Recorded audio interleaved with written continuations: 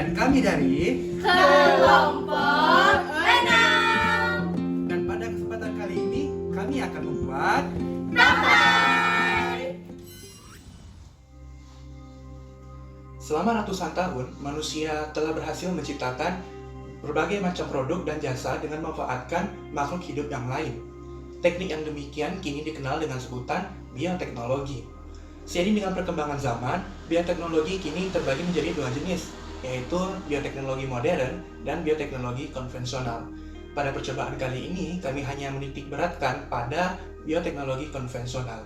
Sedikit tentang bioteknologi konvensional, perbedaannya dengan yang modern ialah pada penerapannya digunakan makhluk hidup secara langsung tanpa ada proses yang mendahului sebelum digunakanlah makhluk hidup tersebut.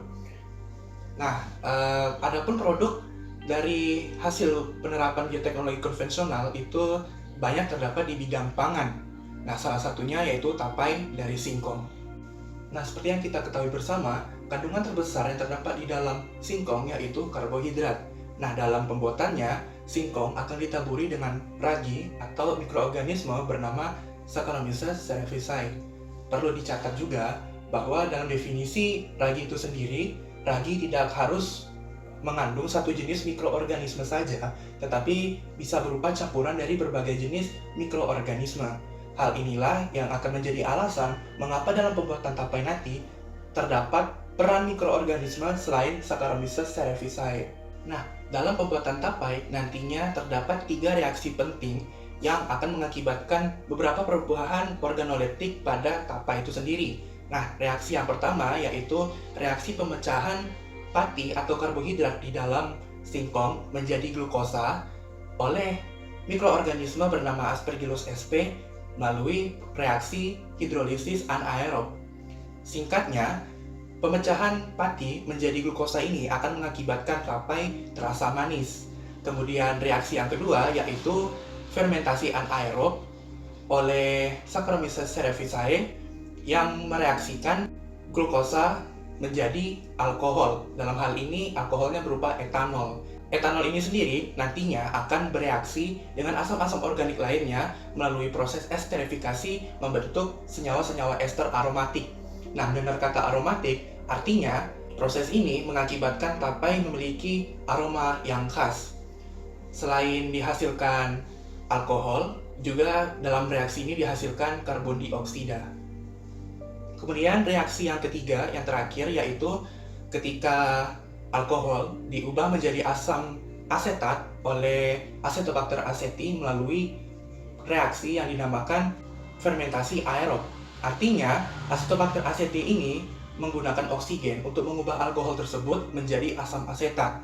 Nah, selain dihasilkan asam asetat, juga akan dihasilkan air atau H2O yang mengakibatkan tapai itu memiliki tekstur yang berair.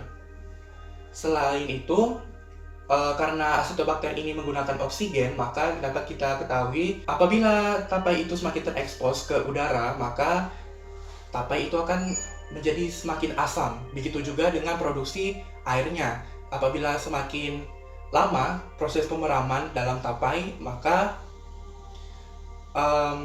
air yang dihasilkan pun semakin banyak sehingga tapai akan bertekstur sangat berair. Sebagai ringkasan akan saya tampilkan 3 bagian berikut ini.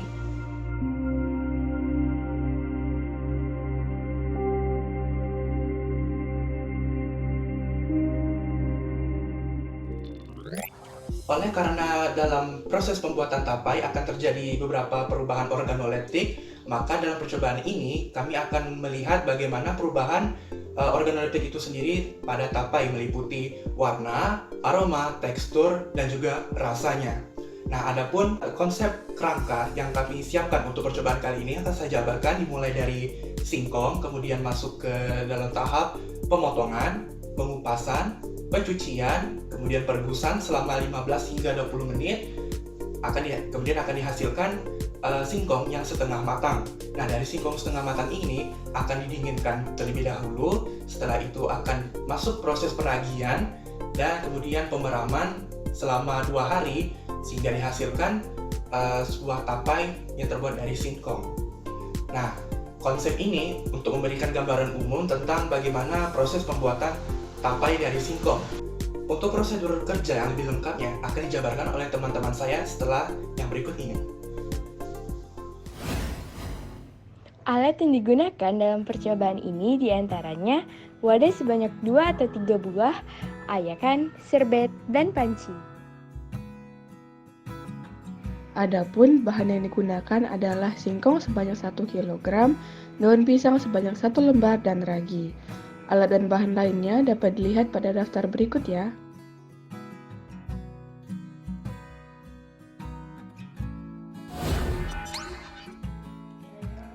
Langkah pertama yang dilakukan yaitu memotong singkong menjadi beberapa bagian kecil.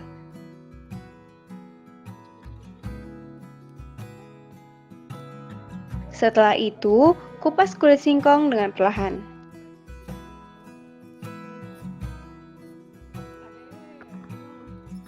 Selesai pengupasan, bersihkan singkong di bawah air yang mengalir. Ingat bahwa higienitas proses pembuatan tapai sangat mempengaruhi, sehingga sangat dianjurkan untuk membersihkannya hingga bersih. Berikutnya, panaskan air. Lalu, rebus singkong selama 15 hingga 20 menit sampai singkong mencapai setengah kematangan. Sambil menunggu, kita akan mempersiapkan penutup daun pisangnya. Caranya, bersihkan daun pisang dengan tisu yang dibasahkan. Kemudian, bakar daun pisang di atas api sehingga meningkatkan kelentukan daun. Pembakaran dilakukan tepat di atas api sambil mengarahkan bagian daun terus-menerus agar daun tidak tersulut api.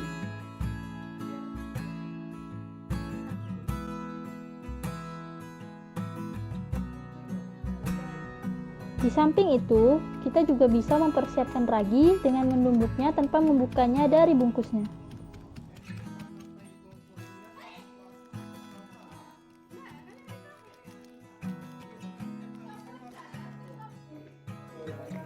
Setelah 15 atau 20 menit berlalu, raba singkong dengan bantuan alat untuk memeriksa apakah singkong sudah agak lunak atau masih terasa keras. Apabila masih terasa keras, lanjutkan perebusan selama 5 hingga 10 menit. Apabila sudah terasa agak lunak, matikan kompor dan tiriskan singkong.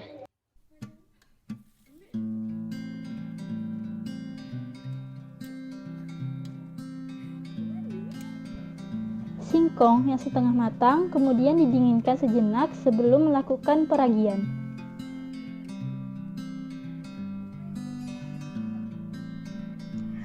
Setelah kita diamkan singkong 1-2 jam hingga dingin, lalu kita siapkan 1 loyang lagi atau 1 mangkuk yang besar dan juga ayakan.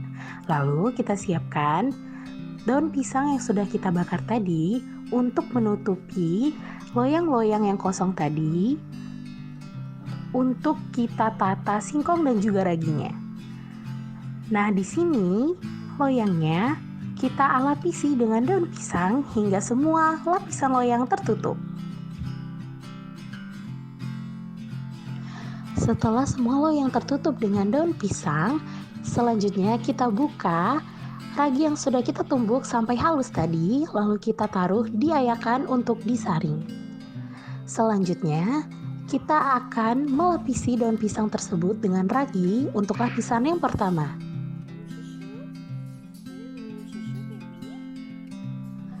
Selanjutnya, kita tata singkongnya seperti ini dan berjarak dengan rapi. Lalu setelah semua singkongnya sudah ditata, selanjutnya kita akan melapisi singkong tersebut dengan ragi kembali. Di sini kami menggunakan raginya agak banyak hingga semua lapisan singkong tertutup dengan ragi.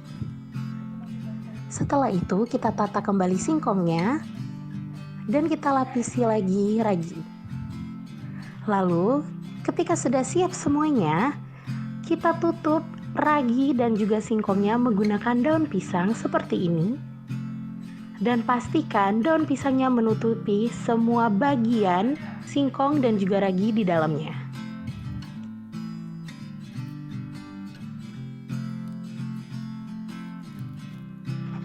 selama disimpan 1,5 sampai 2 hari, singkong dan juga ragi tidak boleh dibuka agar proses fermentasi tetap berjalan hingga singkong dan ragi tersebut menjadi tapai. Dan pastikan agar tempat penyimpanan tersebut bersih dan tidak terkena debu atau cahaya. Halo, kembali lagi dengan kami. Kelompok 6. Nah, sekarang kami akan melihat tapai hasil setelah 2 hari fermentasi. Yuk kita lihat sama-sama. Yuk. Ini tak apa-apa lah ributnya. Dubbing ya. Anda apa ribet sih? Kasih flash. Silakan dibuka, guys. Bismillah, ya Allah, bismillah, ya Allah, ya Allah. Ini daun pisang berangan. Enggak. Wih, jadi. Cakep. Cantik sekali Ini papanya. enggak sih? Kayak ditusuk gitu.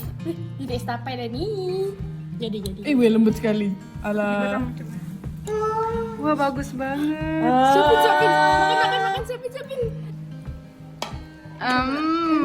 Kan? Enak dah, beneran jangan jual.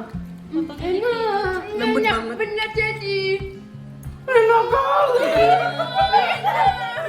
Mirip yang dijual. Kan mirip banget kan? Mirip kali. Enggak ada. Putih bersih. Bersih tak sih? Bersih sekali. Bersih banget. Enak. Aku menjaganya dari lingkungan. Jadi tiap malam hari ngasih lagi katanya. Setelah 2 hari pemeraman, dihasilkanlah tapai singkong yang putih kekuningan, tidak terlalu tengi, lunak, dan tidak terlalu berair, serta manis dan tidak terlalu asam rasanya. Apabila dibandingkan dengan pengamatan hari pertama sebelum fermentasi, maka kita dapat melihat bagaimana perubahan organoleptik yang terjadi pada tapai dari singkong ini, yaitu dari perubahan warnanya yang awalnya putih menjadi putih tulang kekuningan, kemudian dari aromanya, dari yang tidak beraroma menjadi memiliki aroma yang khas, kemudian dari tekstur, yaitu sebelumnya bertekstur keras, kemudian agak lembut setelah setengah matang, dan akhirnya menjadi lunak dan tidak terlalu berair setelah menjadi tapai. Kemudian yang terakhir, perubahan pada rasa, yang mana pada saat kondisi setengah matang, singkong terasa sedikit manis tetapi agak hambar.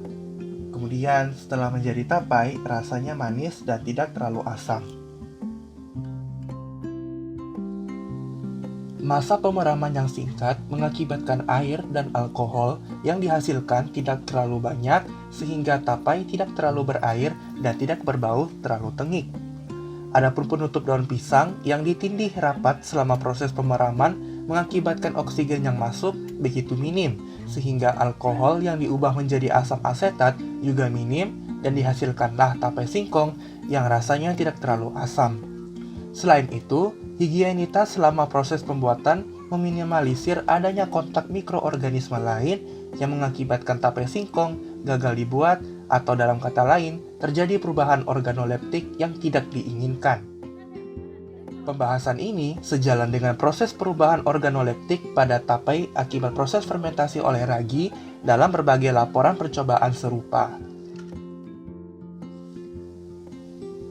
Dari percobaan ini, kami dapat menyimpulkan bahwa untuk menghasilkan tapai singkong yang enak melalui teknik bioteknologi konvensional, ada beberapa faktor yang memengaruhinya, yaitu sebagai berikut. Faktor yang pertama, yaitu faktor yang paling populer di kalangan banyak orang, adalah kualitas ragi itu sendiri. Kemudian yang kedua, lamanya waktu pemeraman. Yang ketiga, kerapatan penutup tapai dari udara. Kemudian yang terakhir, yaitu higienitas selama proses pembuatan.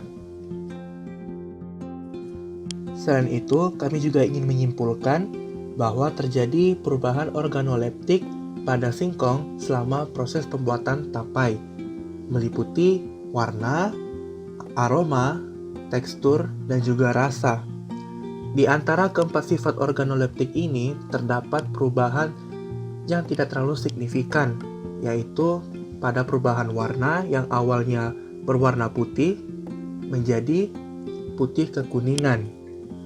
Adapun perubahan dari segi aroma, tekstur, dan juga rasa terjadi perubahan secara signifikan.